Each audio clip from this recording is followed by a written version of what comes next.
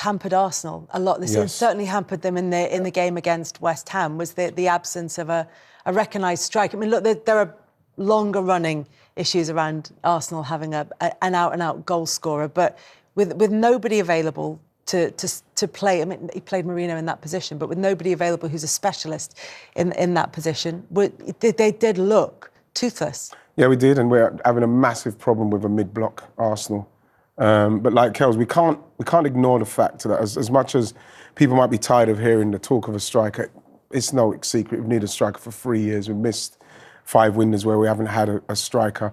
I heard an interview with Mikel, what was from January before Kels, where he was talking about, yes, we will try and get somebody if that person fits in.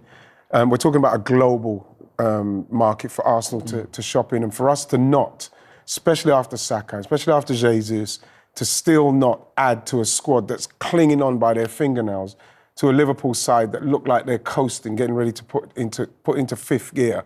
You know, to hold on to them with everything that's happened is for me, from the board, it's terrible business. So do you think that in some ways, and even if you factor in the injuries, the type of injuries that Arsenal have been having this season, and then you factor in that there hasn't been the activity in the transfer market over the last 5 windows to bring in that recognised striker, or even a backup striker. Even before the injuries, we needed. So if you look at forwards, have Arsenal kind of created their own problems then this season? Yeah, I think so, and I think that what else has got to happen in the summer is they've got to get a director of football in. Somebody's got to come in like that. That's got to be one of the first appointments at Arsenal, because the business, what's gone on. When you look at, we've got a lone goalkeeper in Neto, who wasn't allowed to play in certain games, takes up a lone spot that Arsenal would have needed. And when you're looking at someone like a Villa went and found those 2 players. You know, we're going to come on and talk about them, but just to make the point, they've absolutely won the window. Absolutely, they have won the window with Asensio and Rashford. They've realised what they need for that push for Champions League, and they've gone all out to make sure that happens. That's something that should have happened to Arsenal, especially with the way the season went last season and what they're trying to do this season. It's not happened, and it feels like, you know, it's for me, I don't think the manager could do any more. People are talking about the training, maybe the intensity of the training that Kells, and with a squad that is not very big, it's not very deep. Of course, that's going to hurt you, especially with some of the bad luck.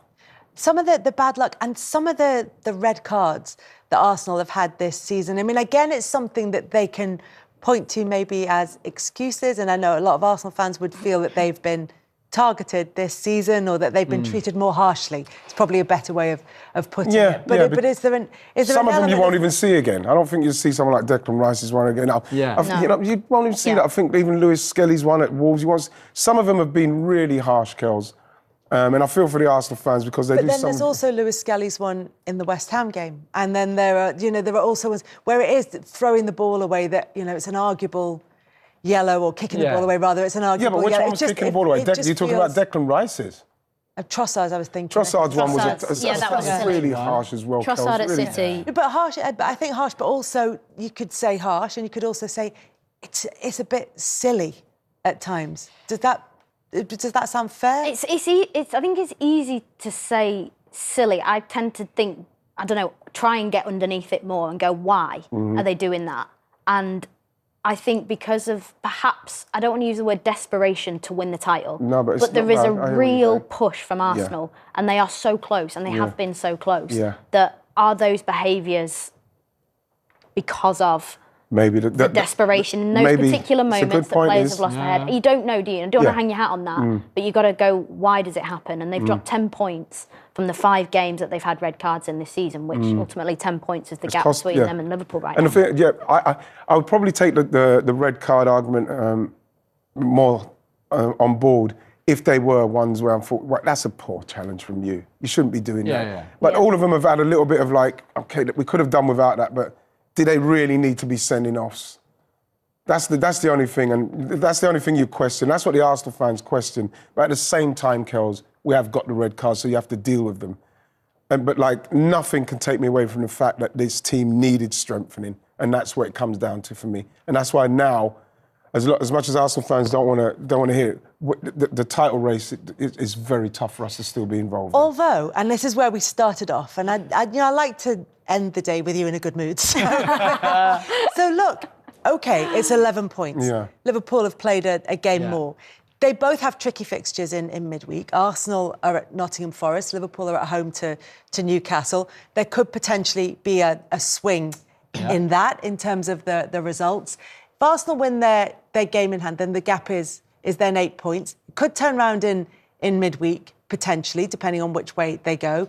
And Arsenal have yet to play Liverpool on May the 10th, which you can claw back another 3 points. And then, by my reckoning, that gets it to about 2 points. Can I say and then it's so I'm just trying to cheer. I really appreciate it. There are still 11, 12 games to go for this team. We are not at the business end of the season by any stretch of the imagination. It's February. And the fact is, we still want a Premier League title to be raced, to be happening, a competitive one. But when you look at those games with Arsenal without forwards and looking at us what we're like with a team that puts a mid-block up, Kells, it's very difficult to make a case for us scoring goals. I agree. Whereas you look at Liverpool, even if it gets tight, they'll just say, activate Mo mode, activate Mo mode, and let's win this game.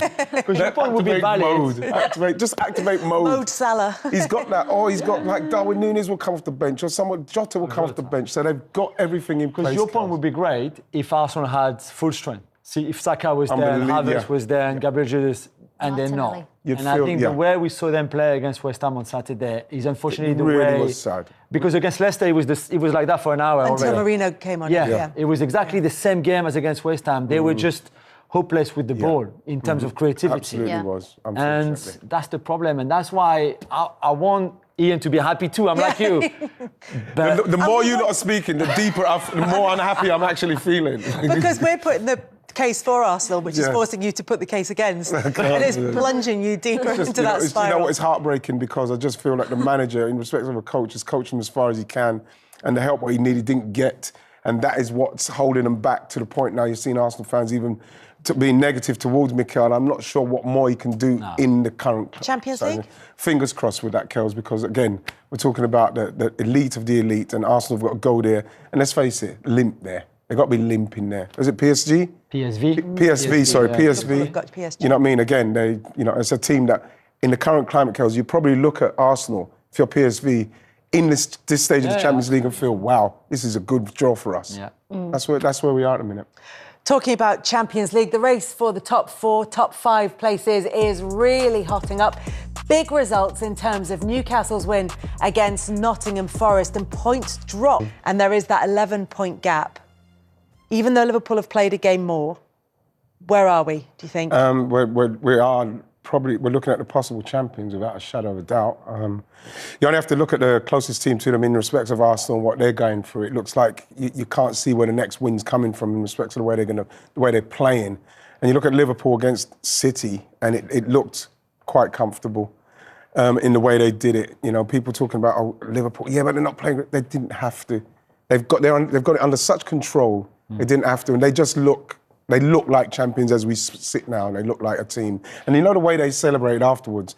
There was a certain, not relief, but there was a certain kind of sense of, something. That was something. Progress. Something there. There was something there, which I didn't begrudge them for. When you use the word control there to describe that game for Liverpool, is that a word that could be used to describe Liverpool's season so far? Absolutely, and I think it comes from Arne Slot. We've probably waxed lyrical about him many a time already this season to come in and do what he's done with this team. Yes, he inherited a good squad. They didn't make many, if any, additions. I think Chiesa's the player that's come in and, he's added depth to the squad. I was at the game yesterday and I saw him on the touchline. You can see how invested he is. I think sometimes that's a real sign of how deep and how strong a squad is how the subs act on the sideline. Yes. And I thought you could feel a sense of real togetherness from Liverpool Football Club. Do you mean that in terms of they feel there's a chance of them going on and making a difference, that they don't just feel that they're there just to keep the bench warm? Yeah, they believe in the project, they believe in what they're doing, and there's a real unity about them. And Wright, he said, the way they celebrated at the end, it meant something. They had full control. They came out of, if it's 5 gears, they were probably in third gear. And they had space to grow, but I think the midfield are monsters for Liverpool. The way they operate, they epitomise the control, and again, another impressive performance. It's interesting the way that we're talking about Liverpool this season, because they're 11 points clear, as we keep saying, and I know they've played a game more, and yet there've been a lot of times this season where it feels like they haven't kicked into gear. Do you think some of that is just a comparison with the style of football that Jurgen Klopp played and the style of football that Arne Slot likes to play? Maybe a bit of that. Maybe the fact that the rest of the Premier League hasn't been nowhere near their level, really. The Liverpool level, their own level, City, Arsenal, Spurs, United, a lot of those teams haven't really been at their best, really. And for Liverpool, you can only beat what's in front of you anyway, but there's a lot of games where they didn't even have to be great to win. Yeah. And I thought yesterday I was at the game as well with Izzy, and it was just like they just did exactly what they needed to. The shape was perfect, the organisation, tactically, the 4-2-4 were great. To have Jones and Szoboszlai as the front two really, and then Salah and Diaz wide was perfectly. And I think City are not very good this season, we know that, but Liverpool were so much in control and so efficient in everything. Yeah. Van Dijk and Konate looked like they were in the bath, really. It was so easy. It was like literally cigars in their mouth and then everything in front of them. It was just like perfect. Like, come at us, because City, for all the ball they had, didn't really have enough threat, I think. You know, the thing is, you saw the threat was Doku. But I think that when you saw Doku and then obviously no Haaland, no presence in the box, a lot of what he was doing was very much, Liverpool just had it really like locked off. Everything he'd done, tried to cut it inside. There was players there. And that is what I'm saying about Liverpool and our control. That they're just so in control of everything that you didn't feel like City were going to actually harm them. And I think when you look at Liverpool, it all starts really, Kels, from people talking about, look at Liverpool's start, it's so easy. But then they had to win all of those to get to a place where they can say, right, let's see what we're up against. Okay, let's see what they do when they play against this team. Bam, they beat them. And I remember when Virgil came on and was asking me, saying, what do you think about it when people were saying about the easy start? He said, not bothered about the start. You're delighted you get a start like that because it gives you the momentum. And I think, Kels, apart from the Nottingham Forest, they've not slipped up in any game in respects of like the mentality of what they need to do. I think that the managers come in, and like you mentioned rightly, Izzy, he's only brought in Chiesa really as a squad player, but the players know exactly what to do to the point where they don't have to exert themselves in this season where a lot of teams have not come up to the mark. But even though you're talking about the quality of players in the squad, the quality of the squad with the addition of Chiesa, who hasn't featured very much this season. He did for a little spell, but hasn't featured very much. It still wasn't a side that was being tipped to win the Premier League title. I think it was an element of the unknown. Whenever there's a new manager that comes into any club, you know the fans want to see how they're going to set up, how are they going to play, are they going to drop this player, are they going to play this player? There's a lot of unknowns to be revealed. And with Liverpool, what Arne Slot's done in comparison to Klopp is, we've spoken about the control and the slower level of football, but higher impact in some respects because of where they are in the league table. Jules mentioned earlier, rightly so, the rest of the Premier League hasn't necessarily found high performance levels, but Liverpool have only got to do what they've got to do, which is win and beat everybody that comes in front of them. But I think I just looked at the players, the subs on the pitch, the players on the pitch, and I'm like, they look like champions elect. And I don't know what it is about them. Sometimes you just get a smell in football that you can just feel it. And it would take a horrendous slip up for them now to drop that title that they've almost got one hand on the trophy. And they also have Mohamed Salah to draw on at any stage, who, in the midst of contract negotiations and everything that's happening off the field, and the fact that he's 32, about to turn 33, which is ancient. So old. All these conversations that are happening, he's just casually breaking records and breaking them with 11 games to go for Liverpool so far this season. You know what, Kels, I think it could. We've seen great players and people have great seasons and that, but having a season is such a important season to him, especially with all this contract talk. I think it could be the best individual performance in respect of numbers and expectation from player I think I've ever seen in the Premier League. People will say, but what about Henry, this and that? He's scoring goals, he's assisting goals to a level, and you're still saying, Kel, he's got 11 games to go. I think you just have to look at the numbers, look what he's doing, just to recognise we're seeing an exceptional player. We're putting up some unbelievable numbers in what he's doing. And he's done it twice. He's the first player to go past 40 goal involvements in a season twice. And like you said, he's closing in on that three gap to Haaland with 44. I say that I'm going to read off my phone here because I couldn't remember all of these. Listen to this. So there's that one about being the first player to register 40-plus goal involvements in 2 different seasons. He's the first player in Europe's top 5 leagues to be directly involved in 50 goals across all competitions this season. He's scored and assisted in 11 Premier League games. That's the most by a player in a single top-flight season since Messi for Barcelona, which was 11. So he is likely to go past that between now and the end of the season. Salah's provided more assists in 24-25 than any other Liverpool player in a single Premier League campaign. That's 16. He's the first player in Premier League history to score and assist in both games against the reigning champions, and he's the first player to score 25-plus goals and register 15-plus assists in a Premier League season. With 11 games to go, these are his projected numbers. Now, there are factors that can come in, and you feel slightly nervous tempting fate for a player who's kind of putting in these kind of numbers, but projected to have 58 goal involvements between now and the end of season, which breaks the current record by 11. Unbelievable. I mean, this is what I'm saying, Kels. I don't think it's over the top saying it's the best performance I've seen from a Premier League player in the history of the Premier League. It's maybe the one that we saw the less coming. Because last season, the second half, when Liverpool faded a bit after Klopp announced he was leaving, they were in for the quadruple.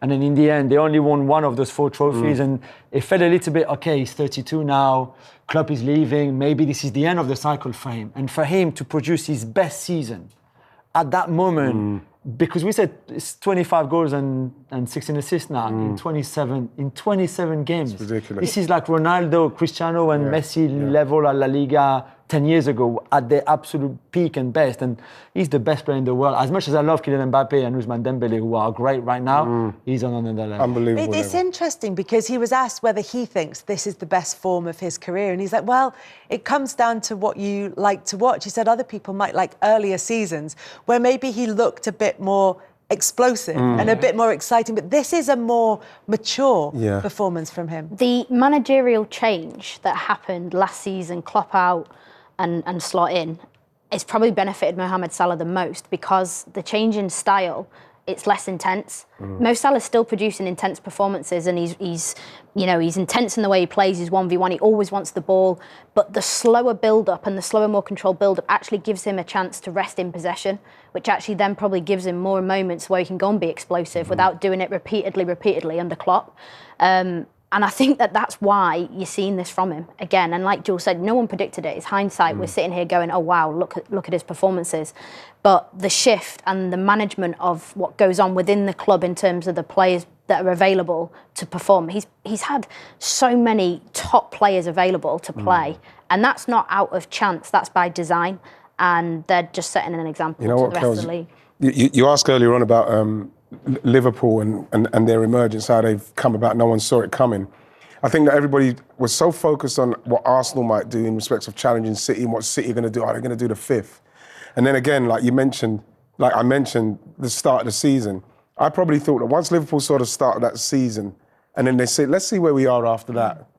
And then they realised, then all of a sudden, you get all of the guys, the goalkeeper, Virgil, Trent, Mo, all those. Then you bring in someone like Gravenberch, which they were trying to buy Zubimendi at the start of the season because they couldn't fix that particular position. Now that's fixed, and then they've just kept on with the momentum. And I think that what's great about it, they've not got carried away with anything.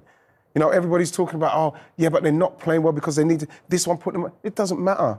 I've not seen a game where I don't think that they're going to be able to, if it's not going to take someone off the bench and still finish the game. They're in total control, Kels, and it's quite scary to see, especially when the manager. It is, especially when the manager. It's none of them are his players. He's come in and he's coached these players. What's going to happen when Schlopp brings these players in? Yeah, his system, what he wants to play. There has been pressure for Liverpool to do. They go in this summer transfer window because they have not been active in the previous transfer windows, other than Chiesa. Yeah, which is, I think, and I've said it, we discussed it with Izzy before. I think it's been a great thing for Liverpool not to bring anybody in the summer. Because you're a new manager, you bring 3-4 players, you have to integrate them. Yeah. They will potentially replace somebody who was already in the starting lineup, which creates a bit of tension inevitably. It's someone's mate. It's someone's exactly. mate. And there's change at board level where they would be making those kind of decisions and having those negotiations. And I think in a way, even if maybe only Zubimendi would have come, but even the fact that they kept the same squad that had been together for such a long time, the same leaders, really, Van Dijk, Salah, Alisson. That, I think, in a way, helped Slot massively for himself to integrate and say, okay, I've got this squad here. They know each other so well. I just have to come here, change a few things, tweak a few things, but then they've been living together for so long. And then, like you said, Izzy, about the fact that it's not as rock and roll and as explosive as Klopp. Yeah. Can you imagine now, at this stage, why we're seeing Salah's numbers maybe be so great is because, like you say, he can rest. It's not a continuous, so he can relax. So they've got more time on the ball, Liverpool, and you've got more time to rest. And then they've got more people, like Trent can pass it to you, Szoboszlai can get into the box now and score. You know, it's just like, without him actually bringing in anyone yet, now that when he does bring people, people are going to say, well, we have to listen to what he says now because we know what he's capable of doing. Yeah. Does Slot also have to take praise as well for keeping the squad fit, being able to use it and managing the pace of the game and the pace of the season in terms of allowing all the players to get the rest that they need? Absolutely. I think Curtis Jones is a name that springs to mind when you mention that, Kels, because he's a player who's been on the fringes. He's a player with immense quality. He's had an England call-up under Lee Carsley before Tuchel took over. It'd be interesting to see what happens with Curtis Jones when Tuchel finally gets hold of the squad. But I think that he is a player who's sat on the fringes, learned how Slot wants to play, and he's been used. And then, to me, the epitome is you get the nod in one of the biggest games of the season yesterday against Man City at the Etihad, and he plays that role. They play without a striker. He plays that role with Szoboszlai. And when I speak about monsters in midfield, Szoboszlai, he's different. Crazy, he is different level. And you've got Curtis Jones playing alongside him every day in training, you know, whether it's against him or whether it's with him, you know, as planning for a starting 11 place. Either way, what that does to his game on the training pitch is unbelievable. Yeah. And then you've got McAllister that add that little blend in. But like you say, keeping the squad fit, readily available. I always say it's, you know, tactical variation comes from a healthy squad, fully fit squad. You can do what you want with it because you've got available players. And the amount of managers that have to sit and listen to this player has only got 45 in them today. This player's only got 50. This player's unavailable because of this. Chopping and changing what you're thinking, what you're doing. What Slot's man management's been like this season's been unbelievable. You know what, as well, because you have to question as well the lack of injuries. And their sports science department must be doing some really good things. But again, it does feed into the fact that if you've got a squad that you can rotate, especially you've got someone like Slot who is not hammering them in training. You know, when you're listening to other people, you're talking about how people are with Pep now, how people were maybe with Klopp, how they are with Mikel Arteta, where it feels like, well, they're really training hard. You don't hear that from Liverpool because obviously it seems to have eased down that level of intensity. And they're not getting injuries as well. And that's what's hampered Arsenal a lot this season. Certainly hampered them in the game against West Ham was the absence of a recognised strike. I mean, look, there are longer running issues around Arsenal having an out-and-out goal scorer, but